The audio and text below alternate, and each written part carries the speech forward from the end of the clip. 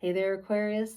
It's Kristen Redmond, and we're going to be talking about what the astrology for March, the equinox, the eclipse cycle, the full moon, all of it have in store for you, because March is a huge month. This is where the calendar changes in the world of astrology, right? This is our new year when the equinox hits, the spring equinox, and this happens on March 19th.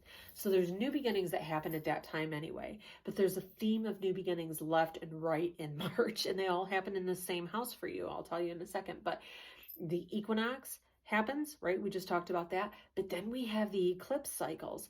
These guys work in 10-year intervals, and they look at old things that don't work for us and they try to push it out so that way new beginnings can happen. This happened, it started at the beginning of 2023, and it's going to be ending this year in 2024. And this is where these new beginnings are trying to come through. Then we also have this full moon that happens on the 25th, and full moons are notorious for bringing things to the surface that also have to be released in order for new beginnings to happen as well. So we have all of this happening, and it's all happening for you in that house of communication, I guess is the best way of saying it. That third house and the ninth house. Our lower mind sounds kind of crappy, but what it is how we think, how we get those thoughts out, how we communicate them to others, how we're being heard by others. And then over here on the other side, which is our higher mind, and it's our higher self talking to us as well. This is a time frame where our communication styles of all kinds, Aquarius, are coming into light. It's showing us where they aren't working. This came to light 10 years ago. Kind of dial it back 10 years ago and think, what was I dealing with in terms of that? Maybe it was communicating things to yourself, right? Just your own style of communication and maybe how it doesn't work. You know, Aquarius is notoriously known for being very detached, right? You have that ability to detach from emotional situations and get things done in the moment. That's great, right? That's an amazing thing to have, but it also isn't great when it comes to relationship. And so this year, as we're dealing with this eclipse cycle of Aries and Libra, it's about relationship. This Aries side is about how you deal with things, right? But over here is how it happens and affects your relationships. And so that comes to light in these eclipses. And starting on that full moon of March 25th, I think you're going to get some signs from the universe on where that may or may not be working, right? How that may or may have not worked in the past 10 years. And I tell you what, you're already going through a major shift and change anyway. If you haven't already, you are, because you have Pluto that has moved into your sign. This is the biggest event of all of our lifetimes, is the planet of transformation Pluto that takes 250 years to go into a sign. It's landing in your sign. It landed in your sign on January 20th, and it's going to be there for the next 20 years. And so this is the planet that completely transforms. This is the butterfly to the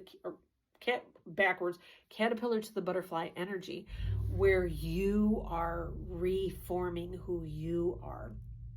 You are the sign of being true and authentic to who you are. Maybe that's a little weird. Maybe that's a little different. Maybe that's not what everybody else wants. Who cares, right? That's what Aquarius says.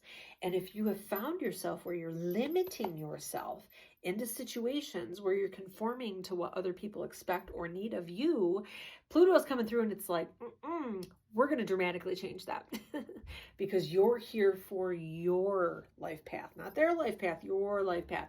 And so that can be letting things go, right? Pluto is not about building on what has existed. It's about burning it down and starting brand new. So maybe this is about divorce. Maybe this is about leaving a job that you've been at forever. Maybe this is just leaving outdated beliefs that you have to do what everybody else needs you to do, right?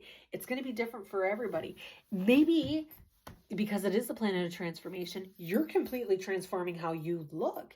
Maybe you're dyeing your hair or having surgery done. Maybe you're having gastric bypass done. Maybe you're going through a diet regimen to completely transform who you are. This is already happening anyway, right? If it hasn't happened now, it's going to happen in 20 years because of this energy. That's the push for everybody, but especially for you right now, because this has moved into your sign. And so that pushes the underlying current, right?